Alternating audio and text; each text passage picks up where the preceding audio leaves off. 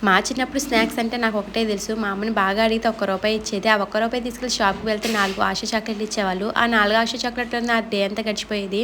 లేదంటే seasonal fruits మా చెట్లకు కాసే జామ పళ్ళు, లేకపోతే అరటిపళ్ళు అని చెప్పి, లేకపోతే ఏమీ దొరకకపోతే ఒక కొబ్బరికాయ కొట్టేసి ఫుల్ కొబ్బరికాయని తినేసేదాన్ని చిన్నప్పుడు నేనైతే. నా స్నాక్స్ అయితే నాకు అవే తెలుసు నా చిన్నప్పుడు. కానీ ఇప్పుడు పిల్లలు మొత్తంగా మారిపోయారండి. ఇప్పుడు వీళ్ళకి కిండర్ జాయ్‌లు, లేస్ ప్యాకెట్స్ ఇంకా ఇవే. వేరే ప్రపంచమే లేదన్నట్టు చేస్తారు. వీటికి అడిక్ట్ అయిపోయిన పిల్లలు ఇంట్లో అన్నం తినమంటే చాలా మొరాయించేస్తున్నారు. నాకు పిల్లలు ఏం తిన్నా పర్లేదు కానీ ఇంట్లో అన్నం తినకపోతే మాత్రం చాలా అంటే చాలా కోపం, ఇంకా బాధ వచ్చేసింది. వాళ్ళు ఏం చేసినా పర్లేదు కానీ కడుపు నిండా అన్నం తినాలి అనుకుంటాను. కానీ ఇప్పుడు వాళ్ళు అలా కాదు. ఈ జనరేషన్ పిల్లలు ఎవరైనా సరే ఈ లేస్ ప్యాకెట్లకి, కిండర్ జాయ్‌లకి, చాక్లెట్‌లకి, బిస్కెట్‌లు బాగా అలవాటు పడిపోయి ఇంట్లో ఫుడ్ తినడం అయితే మానేస్తారు.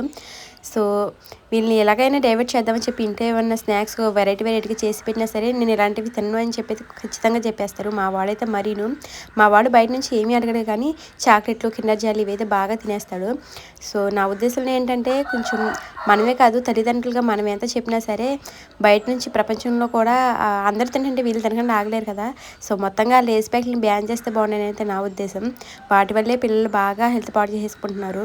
సో ఇలాంటి బొమ్మలు పెట్టి మరి వాళ్ళ వ్యాపారం వాళ్ళది. పిల్లల్ని ఆకర్షించి అయితే అమ్మేస్తున్నారు. సో నా ఉద్దేశం ప్రకారం అవి బ్యాన్ చేస్తే అయితే ఇంకా బాగుంటుందని నా ఉద్దేశం.